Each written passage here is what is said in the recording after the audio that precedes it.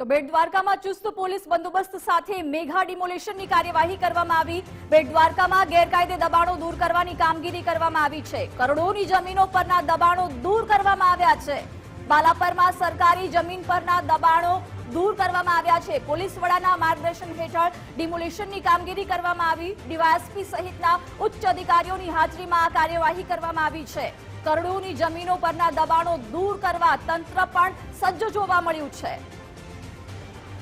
Police વડાના માર્ગદર્શન હેઠળ ડિમોલિશનની કાર્યવાહી કરવામાં આવી છે, જેમાં ગેરકાયદે દબાણો તોડી પાડવામાં આવ્યા છે। ડીવાયએસપી સહિતના ઉચ્ચ અધિકારીઓ પણ ઘટના સ્થળે હાજર હતા। કરોડોની જમીનો પરના દબાણો દૂર કરવા માટે તંત્ર સજ્જ જોવા મળ્યું છે અને આ કાર્યવાહી કરવામાં આવી છે। બેટ દ્વારકામાં ચુસ્ત પોલીસ બંદોબસ્ત સાથે મેગા ડિમોલેશનની કાર્યવાહી કરવામાં આવી છે। ગેરકાયદે દબાણો જે ઉભા કરી દેવામાં આવ્યા હતા તેને દૂર કરવાની કામગીરી કરવામાં આવી। કરોડો રૂપિયાની જમીનો પરના દબાણો અત્યારે દૂર કરવામાં આવ્યા છે। ચુસ્ત પોલીસ બંદોબસ્ત સાથે આ ગેરકાયદે દબાણોને તોડી પાડવામાં આવ્યા છે। ડીવાયએસપી સહિતના ઉચ્ચ અધિકારીઓ પણ ઘટના સ્થળ પર હાજર રહ્યા। કરોડોની જમીનો પરના દબાણો દૂર કરવા માટે તંત્ર સજ્જ જોવા મળ્યું છે।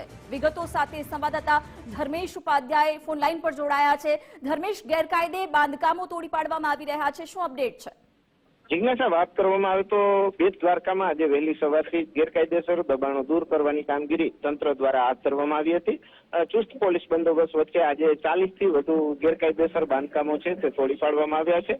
જિલ્લા પોલીસ વડા તેમજ ડેપ્યુટી કલેક્ટર શ્રીના માર્ગદર્શન હેઠળ આ મેગા ડિમોલેશન હાથ ધરવામાં આવ્યું હતું, જેમાં બેટ દ્વારકામાં 40 જેટલા સરકારી જમીન પરના ગેરકાયદેસર દબાણો છે તે તોડી પાડવામાં આવે છે। જેસીબી મશીન અને હિટાચી મશીનોની મદદથી આ ડિમોલેશનની કામગીરી આજે વહેલી સવારથી શરૂ કરવામાં આવી છે। જી જિજ્ઞાસા। બિલકુલ ધર્મેશ, આભાર જાણકારી માટે। તો ડીવાયએસપી સહિતના ઉચ્ચ અધિકારીઓની હાજરીમાં આ મેગા ડિમોલેશનની કાર્યવાહી કરવામાં આવી, જેમાં કરોડો રૂપિયાની જમીન પર ઉભા કરી દેવાયેલા ગેરકાયદેસર દબાણો તોડી પાડવામાં આવ્યા છે।